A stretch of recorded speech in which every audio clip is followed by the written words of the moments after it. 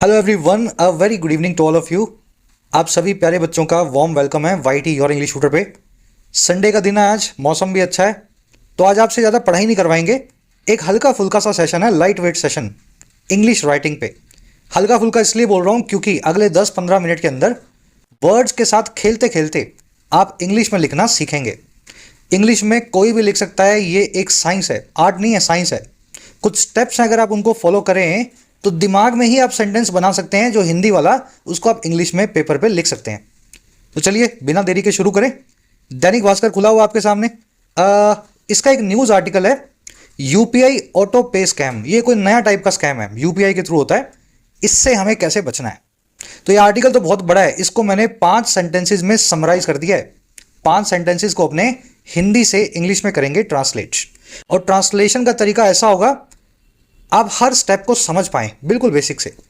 ऊपर आपको मिलेगा हिंदी में सेंटेंस, नीचे मिलेगा रोमन एसएमएस वाली हिंदी में, जो स्टूडेंट्स हिंदी नहीं पढ़ सकते हैं। अब मैं वीडियो को यहां करता हूं पॉज। एक बार खुद से ट्राई दो इसको। सेंटेंस आपके सामने लिखा हुआ है, दिमाग में बना लो, अगर पेपर पे नहीं बना रहे हो।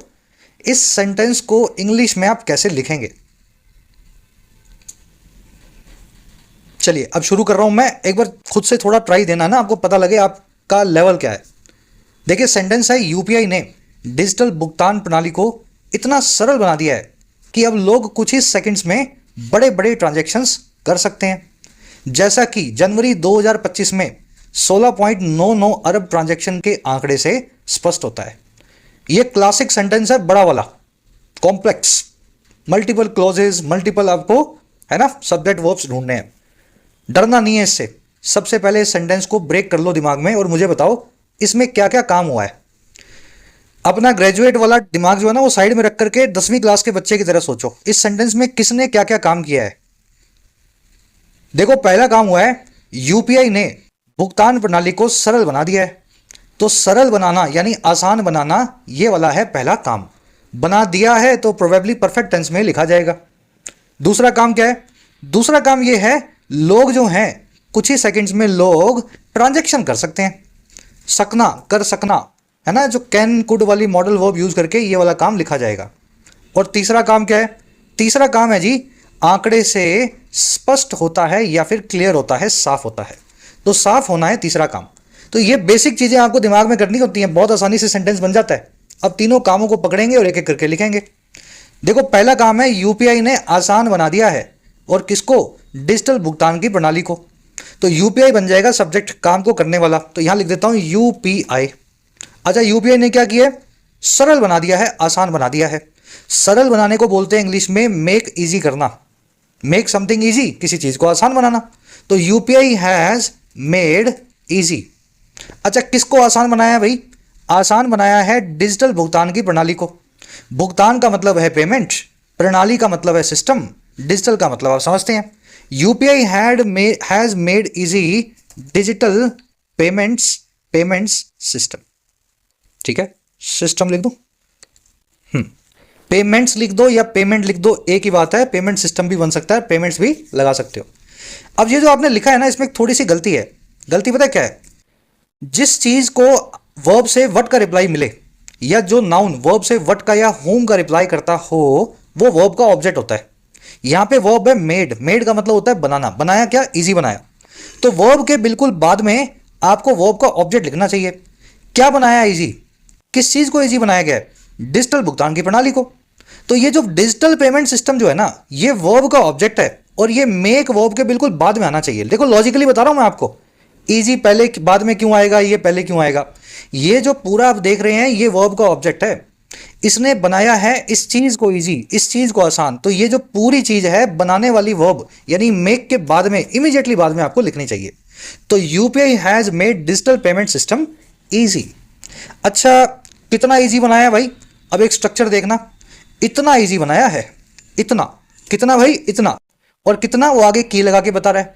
तो अंग्रेजी में जब भी इतना कितना आ जाए, इतना की, जितना की, उतना की, तो इसके लिए एक स्ट्रक्चर होती है, बहुत अच्छे से आपने राइटिंग कोर्स में सीखी भी हुई है। सो दैट, सो का मतलब होता है इतना, दैट का मतलब है की। तो ये स्ट्रक्चर को अपने को यूज करना होता है। अब ये सो कहां आएगा? ये सो आएगा भाई साहब इजी से पहले। इसने बनाया है पेमेंट सिस्टम को इतना इजी, सो इजी, या सो सिंपल भी लिख सकते हैं, सरल को। सिंपल इजी जो भी लिखना चाहो, और फिर लगाओ दैट की इतना, इतना इजी की। अब दैट के बाद वो पूरी की बात आगे आप जो है लिख दोगे। अब वो की के बाद वाली बात देख लो। इजी इसलिए हो गया, अब लोग कुछ ही सेकंड्स में बड़े बड़े ट्रांजैक्शंस कर सकते हैं। तो ये ऐसे लिखूंगा मैं, दैट पीपल देखो लोग ट्रांजैक्शन कर सकते हैं, तो पीपल कैन डू ट्रांजैक्शंस, ऐसा ही बनेगा ना, पीपल कैन डू ट्रांजैक्शंस। और ट्रांजैक्शंस कैसे कर सकते हैं? कुछ ही सेकंड्स में। तो इसको मैं लिखूंगा in just a few seconds, just a few seconds. और ये ट्रांजैक्शन कैसे हैं? बड़े बड़े। तो बड़े बड़े को क्या लिखूं मैं? लार्ज लिख दूं, लार्ज लिख देता हूं। लार्ज मतलब बड़ा, तो बड़ा लार्ज। देखो हिंदी में बोलते हैं अपने बड़ा, इंग्लिश में 2 बार बोलने की जरूरत नहीं है, लार्ज लिख दो, इसी से काम चल जाएगा। तो इस तरीके से ये आपका दैट के बाद में है ना, की वाला जो आपका स्ट्रक्चर था वो ऐड हो गया। अब देखो ये इतना सेंटेंस आपने बना लिया है, बाकी का अपने इसमें ऐड कर देंगे। कह रहा है जी जैसा कि जनवरी 25 में इतने बड़े अरब ट्रांजैक्शन के आंकड़े से स्पष्ट होता है। अब जैसा कि के लिए क्या लिखूं भाई? देखो ये छोटी छोटी स्ट्रक्चर्स है, मैं साथ में नोट करवाता जाता हूं, लिखते रहोगे तो याद रहेंगी, कहीं नोट कर लेना, नोटबुक बना लो।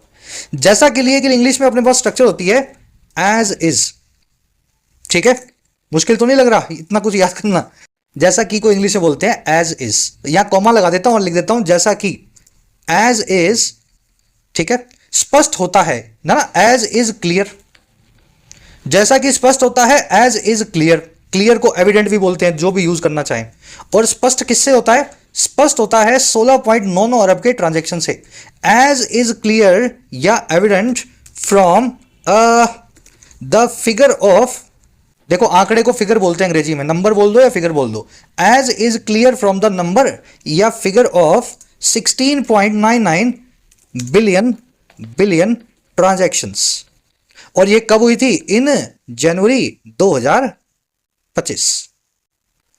सेंटेंस मैं जानता हूं बहुत बड़ा बन गया, बहुत कॉम्प्लेक्स बन गया, लेकिन आपने तो छोटे छोटे टुकड़े करके समझा ना इसको। अब इसको जोड़ दूंगा तो बड़ा कॉम्प्लेक्स सेंटेंस बन जाएगा। देखो इसको इस तरह से जोड़ना है अपने को।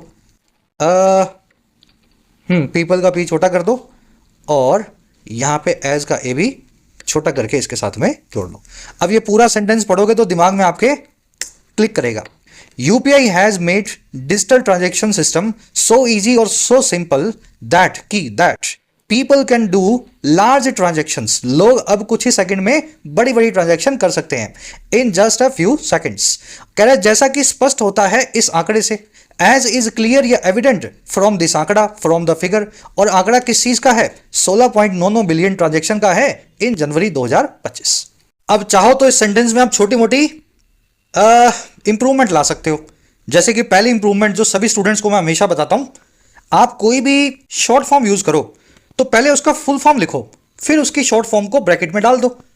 पहली बार जब भी कोई चीज की शॉर्ट फॉर्म लिखते हो तो फुल फॉर्म लिखने के बाद उसकी शॉर्ट फॉर्म लिखो, बाद में फिर यूपीआई लिखते रहना, पूरे आर्टिकल में चलेगा। तो पहले मुझे लिखना चाहिए यूनिफाइड पेमेंट, क्या है? इंटरफेस होता है यूपीआई, देख लेना इसकी फुल फॉर्म सही से। तो मुझे पहले ऐसा लिखना चाहिए, ठीक है। दूसरा यहां इजी और सिंपल में मैं सिंपल को यूज करूंगा। सिंपल का मतलब होता है सरल, है ना, सरल बनाया है यहां पे। तीसरा, आप यहां पे कोई भी महीना या कोई भी ईयर लिखें तो उससे पहले इन द मंथ ऑफ या इन द ईयर ऑफ लिख सकते हैं। जैसे इन जनवरी 2025, इसको और अच्छे से लिखना हो तो अपने फॉर्मल लैंग्वेज में लिखते हैं in the month of January 2025, ठीक है। अब ईयर के आगे मत लगा देना इन द ईयर ऑफ, 2 बार मत लगाना। एक बार, ये जनवरी महीने की बात हो रही है और जनवरी 2025 का है, तो मंथ की बात ही कर रहे हैं हम यहाँ पे। अगर सिर्फ 2025 लिखा होता तो मैं लिख देता इन द ईयर ऑफ सन 2025। तो ये एक तरीका होता है फॉर्मल राइटिंग को और अच्छे से सुधारने का। क्लास को एक लाइक और एक शेयर जरूर से देना, आपके प्यार पे ही इन क्लासेस को लाया जा सकता है। और मेरी कोशिश तो यही होती है कि यूट्यूब की सबसे बेहतरीन क्लास, सबसे इनोवेटिव तरीके से लर्निंग आपको मिले, चाहे इंग्लिश रीडिंग हो, राइटिंग हो, ग्रामर हो या कोई भी चीज हो। चलिए नेक्स्ट सेंटेंस की तरफ बढ़ते हैं। अब यही तरीका लगाना है इधर भी, जो आपने सीखा है वैसे ही इसको अप्लाई करके इंग्लिश में लिखना है। देखिए यूट्यूब पे तो अपनी क्लासेस आई रही हैं, इन क्लासेस के साथ साथ अगर स्ट्रक्चर्ड वे में आप अपने एग्जाम की प्रिपरेशन करना चाहो तो मेरी गाइडेंस में आप कर सकते हैं। ऐप के ऊपर YT your English tutor app, आपकी अपनी ऐप, कमेंट सेक्शन में इसका लिंक दिया गया है। English unlocked course full fledged चल रहा है, 10 दिन पहले कोर्स लॉन्च हुआ है। 2025 और 26 का हर एग्जाम का इंग्लिश का पोर्शन इस कोर्स में कवर्ड है। बिल्कुल बेसिक ग्रामर से चलेंगे और आगे बढ़ते हुए रीडिंग तक, कॉम्प्रीहेंशन तक, वोकैब तक, और एग्जाम के रेलेवेंट जितने भी क्वेश्चंस होते हैं 125-150 घंटे के इस कोर्स के अंदर सब चीजें कवर्ड हो जाएंगी। फायदा ले सकते हैं इस कोर्स का। कोर्स अभी लॉन्च हुआ है, यूज करें कूपन अनलॉक्ड को ताकि आपको कम फी के अंदर कोर्स मिल सके। इसी के साथ में ऐप पे आपको मिलेगा हमारा सुपर हिट राइटिंग का कोर्स। इस कोर्स में आपको लिखना सिखाया जाता है 50 घंटे में। सिर्फ काम की बात होती है 50 से 60 घंटे के अंदर किसी भी एग्जाम का राइटिंग का पोर्शन, डिस्क्रिप्टिव का पोर्शन आप यहां पे कवर कर सकते हैं। इस कोर्स के साथ साथ आपको मिशन यूपीएससी कोर्स मिलेगा। सिविल सेवाओं के लिए अगर आप माइग्रेशन करना चाहें हिंदी से इंग्लिश में, ऐसे राइटिंग के लिए, प्रेसी के लिए, सी सेट के लिए, तो इस कोर्स की मदद से आप खुद को माइग्रेट कर सकते हैं टू इंग्लिश लैंग्वेज। कोई भी क्वेरी हो ऐप से रिलेटेड, ये नंबर है व्हाट्सएप का, इस नंबर पे आप टीम से बात कर सकते हैं। ऐप का लिंक कमेंट सेक्शन में गिवन है। चलिए, कह रहे यूपीआई की लोकप्रियता के साथ साथ इससे जुड़े साइबर फ्रॉड की घटनाओं में भी तेजी से वृद्धि हो रही है, जिससे यूजर्स की सतर्कता और भी आवश्यक या जरूरी हो गई है। काम पकड़ो, आप सेंटेंस अपने आप बन जाएगा। देखो, काम पहला यह हुआ है कि तेजी से वृद्धि हो रही है, कोई चीज बढ़ रही है तेजी के साथ। वृद्धि होना यानी बढ़ना। और क्या बढ़ रही है? साइबर फ्रॉड की घटनाएं, इंसिडेंट्स ऑफ साइबर फ्रॉड। दूसरा काम यह हुआ है, दूसरा हुआ है जी कुछ चीज जरूरी या आवश्यक हो गई है, इसेंशियल हो गई है, और वो चीज है यूजर्स की सतर्कता, अलर्टनेस, कॉशियसनेस। तो इन दोनों चीजों को पकड़ के बना लेंगे। तो पहला काम पकड़ो, साइबर फ्रॉड की घटनाओं में तेजी से वृद्धि हो रही है। तो मैं लिख सकता हूं घटना ऑफ साइबर फ्रॉड, क्या लिखूं? इंक्रीजिंग लिखूं या राइजिंग लिखूं? इंक्रीज को राइज, इंक्रीज जो मर्जी बोल दो आप, मैं इंक्रीज यूज कर लेता हूं। आर इंक्रीजिंग, बढ़ रही है तो present continuous tense, are increasing. और कैसे बढ़ रही है? तेजी से। तेजी से लिए इंग्लिश में अपने पास वर्ड है तेजी के लिए, क्विक या रैपिड। तो आर इंक्रीजिंग रैपिडली या क्विकली। ठीक है, आप रैपिडली को यूज कर लो, क्विकली, दोनों में से कोई भी वर्ड यूज कर सकते हो, तेजी के लिए यूज होता है। एडवर्ब को मैं वर्ब के बाद में यूज कर रहा हूं क्योंकि वर्ब का कोई ऑब्जेक्ट नहीं है। बिना ऑब्जेक्ट वाली इंट्रांजिटिव वर्ब्स के बाद में अगर एडवर्ब रखेंगे तो ज्यादा अच्छा फ्लो बनता है सेंटेंस में। तो घटना of cyber fraud are increasing rapidly. अब घटना को क्या बोलते हैं? घटना के लिए बहुत सारे वर्ड्स अंग्रेजी में, डेवलपमेंट है, इंसिडेंट है, तो मैं यहां इंसिडेंट यूज कर लेता हूं। Incidents of cyber fraud are increasing rapidly. अब ये कैसे बढ़ रहे हैं? ये बढ़ रहे हैं यूपीआई की लोकप्रियता के साथ साथ। समझ गए ना? तो incidents of cyber fraud are increasing rapidly, शुरू में लिख देता हूं विद यूपीआईज पॉपुलैरिटी। ठीक है, कॉमा लगा दो। इस घटना के, इस पॉपुलैरिटी के साथ, लोकप्रियता समझते हैं ना, पॉपुलैरिटी, तो विद यूपीआईज पॉपुलैरिटी के साथ में ये इंसिडेंट जो है तेजी से बढ़ रहे हैं। अब कह रहे हैं जिससे यूजर्स की सतर्कता और ज्यादा आवश्यक हो गई है। अब जिससे के लिए क्या यूज करूं मैं?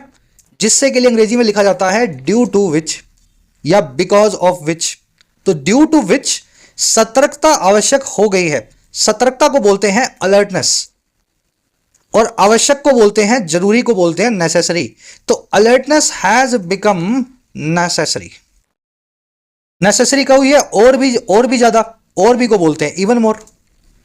ठीक है, और अलर्टनेस किसकी है? अलर्टनेस है यूजर्स की। तो अलर्टनेस ऑफ यूजर्स। तो due to which alertness of users has become even more necessary. मेरे ख्याल से इजी बन गया होगा सेंटेंस, ज्यादा कुछ दिमाग लगा नहीं आपका। सीधे सीधे सब्जेक्ट वो पकड़ते जाओ, काम करने वाला और काम होने वाला सेंटेंस आपका रेडी हो जाएगा। अगर आप इसमें थोड़े और सुधार करना चाहो तो जैसे हमने यहां एक चीज छोड़ दी, इससे जुड़े साइबर फ्रॉड की घटनाओं में तेजी से वृद्धि हो रही है, तो इससे जुड़े ये भी तो अपने को ऐड कर देना चाहिए ना। तो यहां लिख सकता हूं मैं incidents of cyber fraud related to it. ठीक है, ये पूरा एडजेक्टिवल फ्रेज है, पास्ट पार्टिसिपल फ्रेज। नाउन के बाद में लिखा जाता है, पहले नहीं लिखा जाता। ऐसा मत सोचना related to IT cyber frauds are increasing, नहीं। Incidents of cyber fraud related to IT are increasing rapidly, और इट का मतलब है यहां पे यूपीआईज पॉपुलैरिटी। चलो अब नेक्स्ट सेंटेंस पे आते हैं। ये वाला थोड़ा कॉम्प्लेक्स है, सेकंड वाला इजी था ना, छोटा ही है लेकिन कॉम्प्लेक्स है। यूपीआई ऑटो पे रिक्वेस्ट स्कैम एक नया तरीका है जिसमें स्कैमर्स रिकरिंग पेमेंट की अनुमति लेकर यूजर्स के बैंक अकाउंट से बिना जानकारी के पैसे निकाल लेते हैं। वो आपने देखा होगा ना, रिकरिंग पेमेंट का मैंडेट आता है। आप रिचार्ज का लगा दो, अपने आप हर महीने आपका एयरटेल का, जियो का रिचार्ज अपने आप यूपीआई से हो जाएगा। तो एक ऐसा स्कैम आया नया, काम पकड़ो। स्कैम एक नया तरीका है, scam is a new way. पहला काम हो गया ये। दूसरा काम क्या है? बिना जानकारी के पैसे निकाल लेते हैं, और निकालने वाले कौन है? स्कैमर्स। ठीक है, तो स्कैमर्स को मैं सब्जेक्ट बनाऊंगा और पैसे निकालना उनका वर्ब बनेगा, दोनों को जोड़ दूंगा। तो शुरू करते हैं बनाना। यूपीआई ऑटो पे स्कैम, ऑटो पे रिक्वेस्ट स्कैम एक नया तरीका है। तो यूपीआई ऑटो पे रिक्वेस्ट स्कैम। ठीक है, इस पूरे को आप इन्वर्टेड कोमा में डाल दें, कोट एंड कोट में डाल दें, क्योंकि जैसा आपको हिंदी में दिया वैसा लिख रहे हो आप। तो ये जो स्कैम है अजीब सा नाम वाला, is a new way, is a new way. तरीके को वे भी बोलते हैं और मेथड भी बोलते हैं, तो यहां मेथड वर्ड का भी इस्तेमाल आप कर सकते हो। दूसरा काम क्या हुआ? इसमें स्कैमर्स पैसे निकाल लेते हैं, तो इस में को अंग्रेजी में बोलते हैं इन विच। ठीक है, इन विच। और होता क्या है? इन विच स्कैमर्स पैसे निकालना, पैसे निकालने को बोलते हैं विड्रॉ करना मनी को। तो स्कैमर्स विड्रॉ मनी। बस यही तो बनाना है, बाकी इंफॉर्मेशन ऐड कर देंगे इसमें, मोटा मोटा सेंटेंस यही बनेगा। यूपीआई ऑटो पे request scam is a new method in which scammers withdraw money. अब ये कहां से निकालते हैं, कैसे निकालते हैं, ये ऐड कर दो। ये निकालते हैं यूजर्स के बैंक खाते से। तो विड्रॉ मनी फ्रॉम बैंक खाता ऑफ यूजर्स। बैंक खाते को क्या बोलते हैं? Bank accounts. और यूजर्स तो आप समझ गए, जिनका यूपीआई ऑलरेडी बना हुआ है। और ये निकालते कैसे हैं? बिना उनकी जानकारी के। तो विदाउट देयर जानकारी। देयर लगेगा यूजर्स के लिए, क्योंकि यूजर्स प्लूरल है, तो उनके लिए मुझे प्लूरल एडजेक्टिव चाहिए, है ना, प्लूरल प्रोनाउन चाहिए। देयर जानकारी यहां पे लिखूंगा।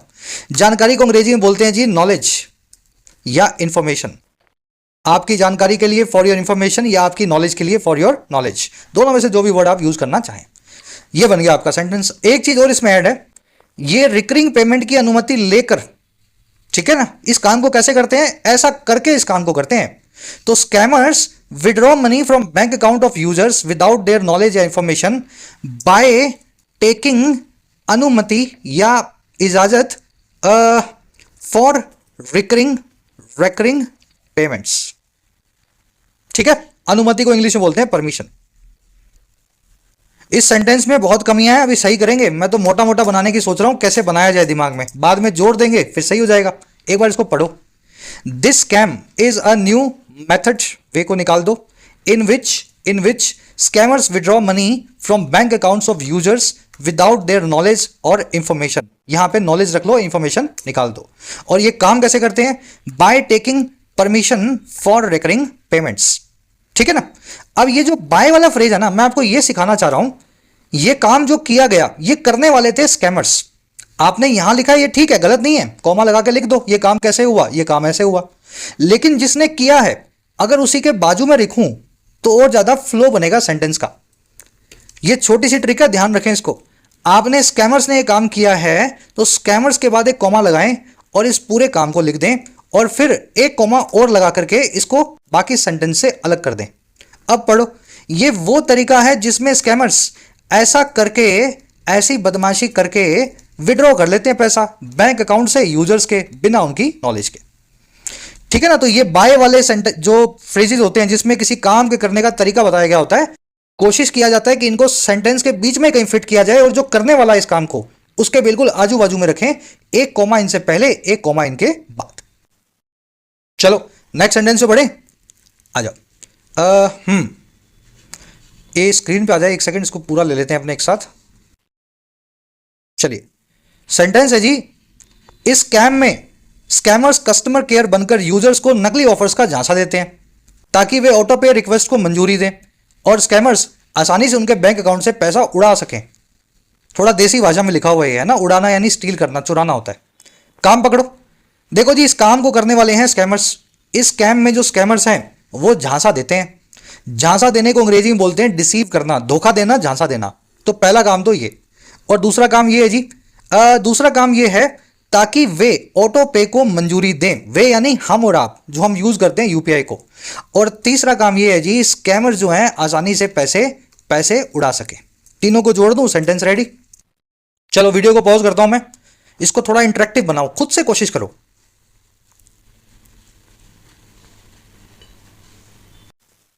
शुरू करें, ट्राई देना खुद से, फिर मैच करना। इस स्कैम में, तो इन दिस स्कैम, ये पूरा प्रेपोजिशनल फ्रेज है, अलग बना हुआ है, कॉमा लगा के इसको अलग कर दो बाकी सेंटेंस से, बाकी का सेंटेंस लिखो।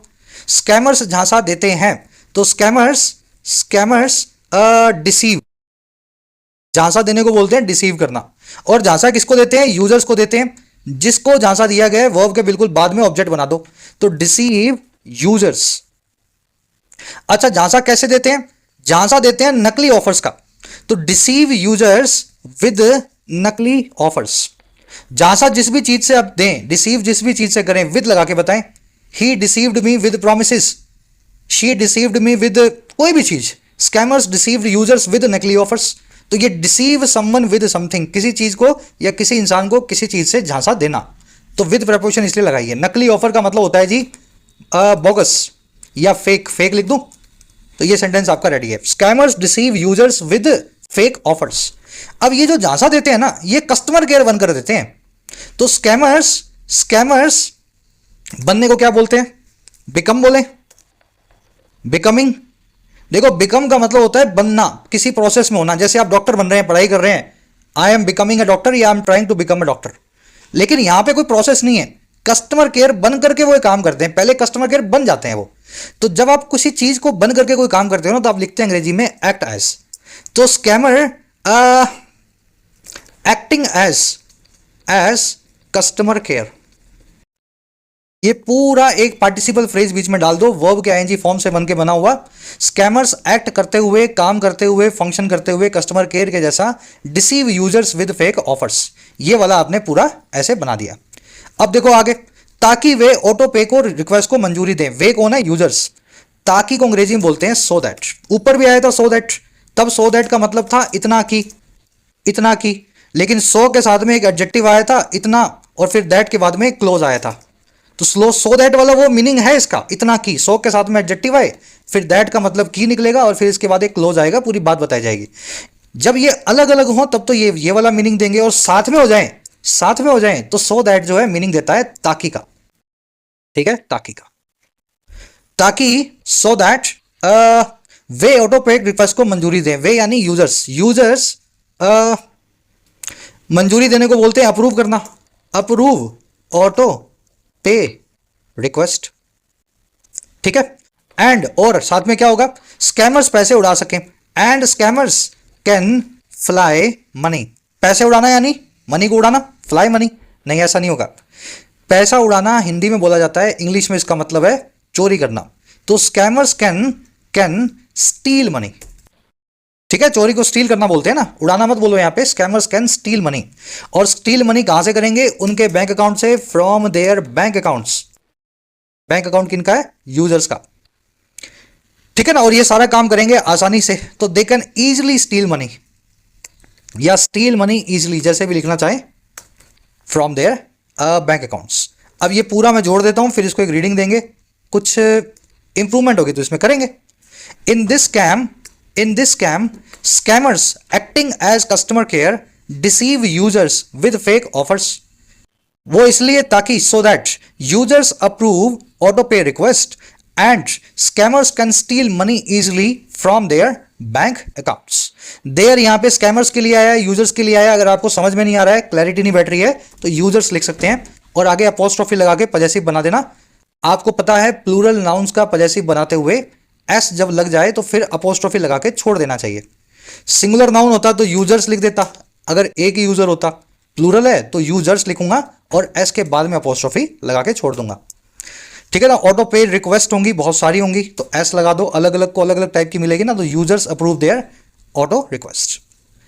चलिए रैप अप करें क्लास को। होपफुली मजा आया होगा, सीखा होगा, और सीखा है तो एक लास्ट सेंटेंस आपको देते हैं एज क्लास वर्क। होमवर्क मत समझना, बाद में करोगे नहीं, क्लास में करना है इसको। इस सेंटेंस को हिंदी से इंग्लिश में लिखना है। यदि किसी यूजर ने अनजाने में ऐसी रिक्वेस्ट स्वीकार हो जाती है तो उसे तुरंत रेकरिंग पेमेंट बंद करके बैंक और ऐप को सूचित करना चाहिए। सूचित करना यानी इन्फॉर्म करना। अनजाने में का मतलब होता है अननोइंगली बोल लो, इनएडवर्टेंटली बोल लो। अगर इनएडवर्टेंटली मुश्किल लगता है तो अननोइंगली बोल लो, अनजाने मतलब आपको पता नहीं था, अननोइंगली। ताकि समय पर की गई कार्रवाई से पैसे वापस मिले, ताकि को बोलते हैं सो दैट, अभी ऊपर आपने सीखा था। संभावना बनी रहे, संभावना बनी रहने को बोलते हैं पॉसिबिलिटी रिमेन्स, या देयर रिमेन्स अ पॉसिबिलिटी। चलो फर्स्ट कमेंट में आंसर डाल रहा हूं मैं। कॉम्प्लेक्स सेंटेंस है, मुश्किल है मुझे पता है, लेकिन उसके लिए तो बहुत ही मुश्किल है जो कभी कोशिश करेगा ही नहीं। जो कर लेगा बना लेगा उसके लिए शायद मुश्किल ना हो, गलती करेगा सीख लेगा, पर जिसने सीखा ही नहीं जिंदगी में, कभी कोशिश ही नहीं की, वो तो कभी नहीं बना सकता। तो कोशिश सबको करनी है, मेरे आंसर से अपने आंसर को मैच करना। कल आपसे मिलेंगे एडिटोरियल क्लास में, अंटिल देन साइनिंग आउट। और हाँ, ऐप को जरूर डाउनलोड कर लें, कमेंट सेक्शन में ऐप का लिंक दिया गया है। जो भी कोर्स आपकी नीड है, अफोर्डेबल प्राइस में आप अपने एग्जाम को प्रिपेयर कर सकते हैं, एसएससी, बैंकिंग, यूपीएससी या स्टेट पीएससी एग्जाम को। ये टीम का नंबर है, इस पर व्हाट्सएप करके आप टीम से बात भी कर सकते हैं अगर आपकी कुछ क्वेरीज हो।